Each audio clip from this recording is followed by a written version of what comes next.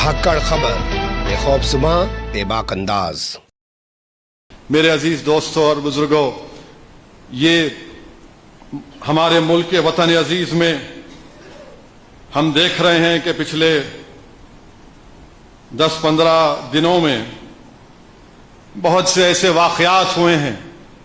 हमारे शहर में कोई खड़े होकर कहता है कि मैं हिंदू राष्ट्र बनाऊंगा, कोई कहता है कि फुलां कर दूंगा, और हद तो ये हो गई कि शहर हैदराबाद में नाथुराम गोडसे की फोटो लेकर आते हैं। मुझे समझ में नहीं आया कि पहला टेररिस्ट का नाम नाथुराम गोडसे, सबसे पहला टेररिस्ट को गोली मारी, उसकी फोटो लेके लोग नाच रहे हैं। कौन है ये जालिम लोग? गोडसे की फोटो लेकर हैदराबाद में नाच रहे हैं। और कैसे पुलिस खामोश बैठी है? अगर कोई उसामा बिन लादेन का फोटो लेके आया तो हजरत पुलिस पूरे घर के दरवाजे को तोड़ देती, मगर ये हजरत गोडसे हैं। क्या रिश्ता है आपका इनसे बताओ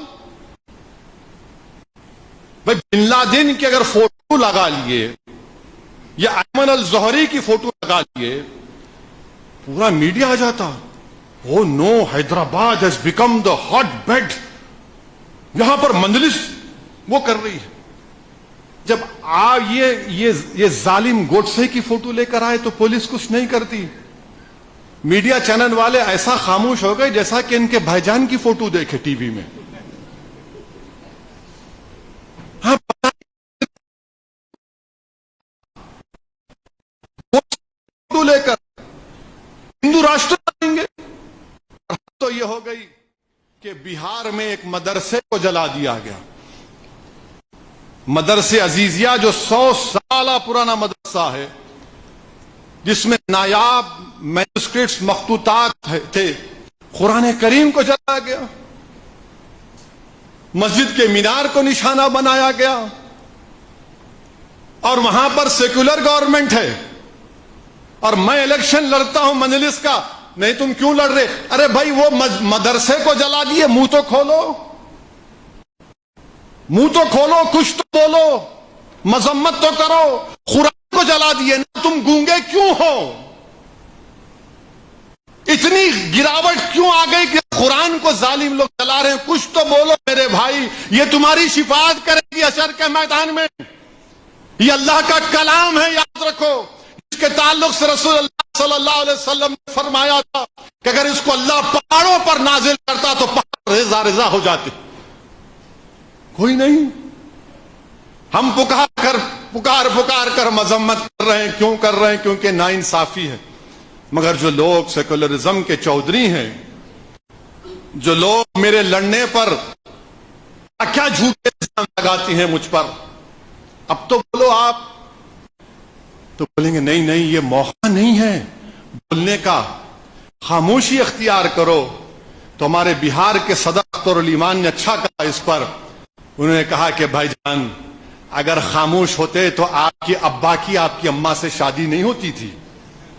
उनको बोलना पड़ा कबूल है, अम्मा को बोलना पड़ा कबूल है।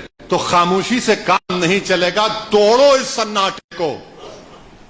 सन्नाटे को, मगर कोई नहीं बोले। और वहां का चीफ मिनिस्टर है, माने ऐसा कभी इधर कुलाटी मारते कभी उधर। अब जब हम इनसे पूछे कि आप मायना क्यों नहीं किए, आप उस मदरसे को बनाओ दो, पुलिस के ऑर्डर के सामने यह हरकत हुई। जगह है बिहार में जहां पर औरतों का वीडियो देखो, आप रो रही हैं, मेरी बच्ची की शादी के लिए जेवर रखे, चला गया। कोई हुकूमत कुछ नहीं बोल रही बिहार के। क्यों? क्योंकि वो सेकुलर हैं।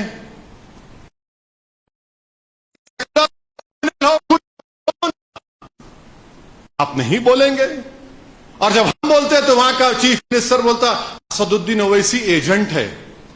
अरे नीतीश कुमार, तुम क्या कोर्ट के सामने कुर्सी डालकर बैठते नोटरी के एजेंट हो कि तुम सर्टिफिकेट दोगे मुझे कि मैं क्या हूं क्या नहीं? अरे मैं तुमसे वाजिबी सवाल उठाया हूं। और मैं आज अल्लाह के घर में खड़े होकर कह रहा हूं, मैं सिर्फ गरीब मजलूमों का एक टीम हूं। हालत रोजा में कह रहा हूं कि दुनिया की कोई ताकत असदुद्दीन ओवैसी को खरीद नहीं सकती, कोई ताकत नहीं खरीद सकती। मैं इलेक्शन जीतूंगा हारूंगा वो मेरे रब का फैसला है, मगर लड़ना मेरा काम है, जिम्मेदार।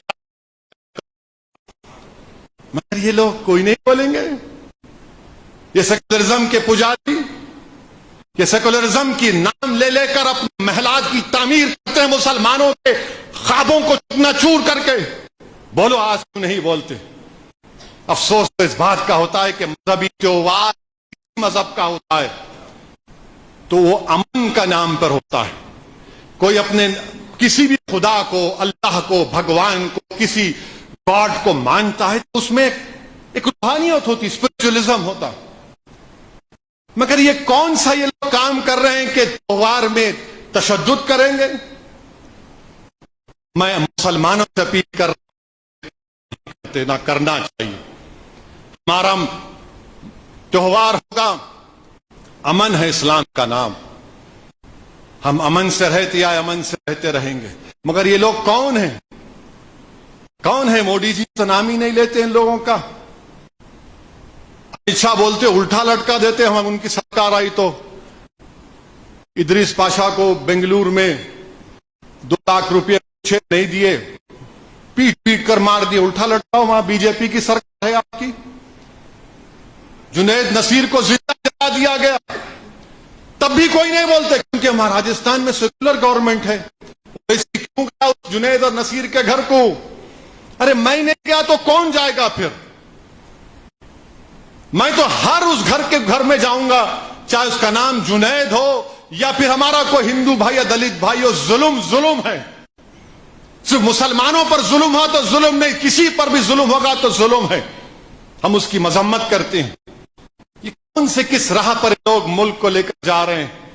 आजादी का उत्सव मना रहे हैं और महाराष्ट्र की दरगाह में अंदर जाकर झंडा हिला रहे हैं। दरगाह के अंदर जाके झंडा हिलाते रहे। कौन सा तुम काम कर रहे हो? तुम मुसलमानों को, इस्लाम को गाली देकर तुम क्या कर रहे हो?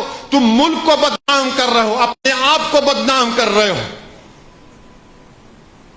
मेरे अजीज दोस्तों और बुजुर्गों, वहीं पर हम देखते हैं कि औरंगाबाद में मंदिर को बचाने के लिए हमारा एमपी इम्तियाज जलील जाकर मंदिर में 2 घंटे खड़े हो जाता, मॉब को बोलता कि नहीं यहां तुम नहीं कर सकते कुछ भी। 2 घंटे इम्तियाज जलील वहां ठहरता है। मैं पूछना चाहूंगा बीजेपी से, उद्धव ठाकरे से, महाराष्ट्र के चीफ मिनिस्टर शिंदे से और कांग्रेस पार्टी से जो उद्धव ठाकरे की तायीद की, राष्ट्रवादी कांग्रेस से, तुमने 6 दिसंबर किया था ना?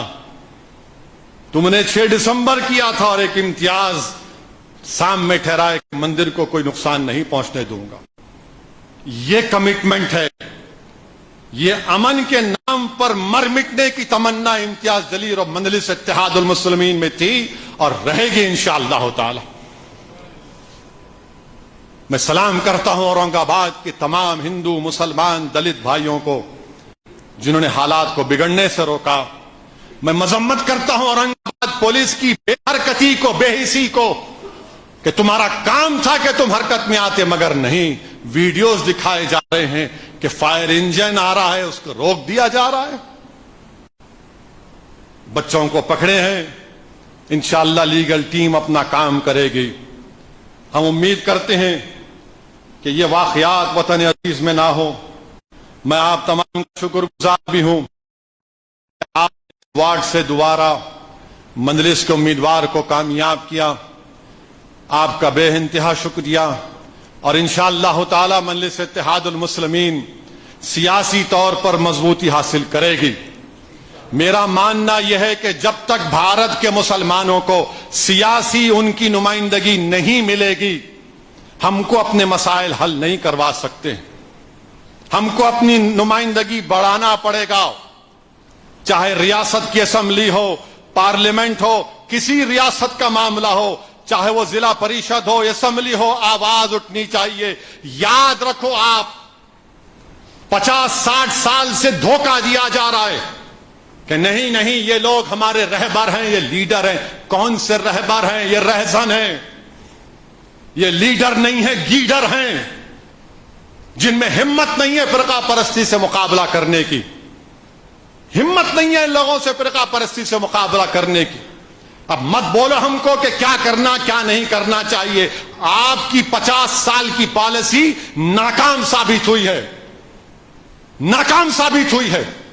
अगर 50 साल में कोई मेहनत करता है कि मुसलमानों की भी, जिस तरह हमारे हिंदू भाइयों की सियासी रिप्रेजेंटेशन है कि चाहे कोई यादव हो उसका लीडर है, मराठा हो उसका लीडर है, ठाकुर है उसका लीडर है, ब्राह्मण है उसका लीडर है, कम्मा है उसका लीडर है, रेड्डी है उसका लीडर है, वेलमा है उसका लीडर है। अरे सबका नेता है। अगर किसी का नेता या कायद नहीं है तो मुसलमानों का, क्योंकि 50 साल से कह दिया गया कि मियां ये हमारे बस की बात नहीं, हम खाली वोट डालो। मैं आपसे कह रहा हूं, आप अपनी नेता को बनाओ, क़यादत को बनाओ, मरकज सियासी को बनाइए और इंशाअल्लाह ताला दुआ फरमाइए कि अल्लाह सुब्हानहू तआला हमारे इस नेक मकसद में हमको अल्लाह कामयाबी दे।